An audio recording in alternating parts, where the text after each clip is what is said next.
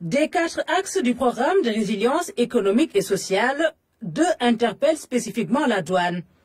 C'est d'abord l'axe 3 qui porte l'ambition de stabiliser le cadre macroéconomique et financier. Cela passe par un soutien au secteur privé, ce que tente de matérialiser la douane à travers ces nouvelles dispositions. C'est d'abord la prorogation des titres d'exonération pour tous les projets impactés par le Covid-19, assorti également de l'octroi de l'admission temporaire exceptionnelle de 3 mois pour les entreprises éligibles au Code des investissements et dont le programme n'a pas encore été agréé. Le programme de résilience insiste dans son axe 4 sur l'approvisionnement régulier du pays en ces temps de crise. La douane se conforme et sort une mesure phare. C'est la suspension provisoire de l'exportation des denrées alimentaires de toute nature, que ce soit le riz, l'huile, les produits laitiers, les pâtes alimentaires et d'autres produits qui sont en rapport avec la prévention et la riposte du Covid, notamment les savons, les gels hydroalcooliques stratégiques pour un peu le marché domestique.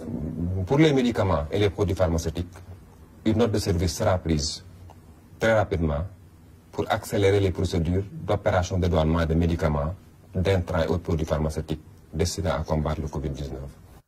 Ce sont en tout 14 nouvelles mesures que la douane a dû prendre pour être en phase avec le programme de résilience, un programme sous-tendu par des injections de liquidités. Une mesure extrêmement importante consistera à la renonciation de l'intérêt de retard qui était perçu sur beaucoup de régimes économiques et douaniers, notamment les admissions temporaires spéciales, admissions temporaires normales et l'entrepôt industriel. Et on l'accordera à toutes les entreprises requérantes qui souhaiteraient mettre à la consommation, notamment les produits compensateurs. Et je sais que pour l'exercice budgétaire 2019, le montant de l'intérêt de retard est élevé à un peu moins d'1 demi-milliard.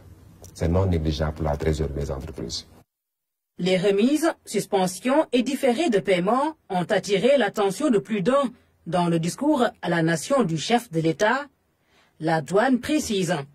Il y a 2 choses importantes que les opérateurs peuvent savoir dès maintenant. Il y a une remise de pénalité au profit des entreprises les plus durement impactées par le Covid-19, dans une fourchette de 20 à 50%.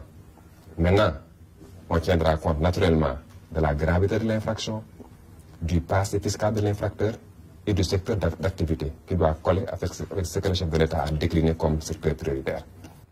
Ces mesures ne seront pas sans conséquences sur les recettes douanières. Dès les premières heures de l'épidémie, une note de conjoncture interne renseignée sur les effets de cette crise.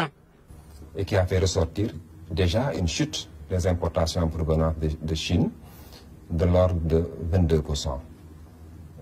Et ça, c'est l'arrivée en droiture.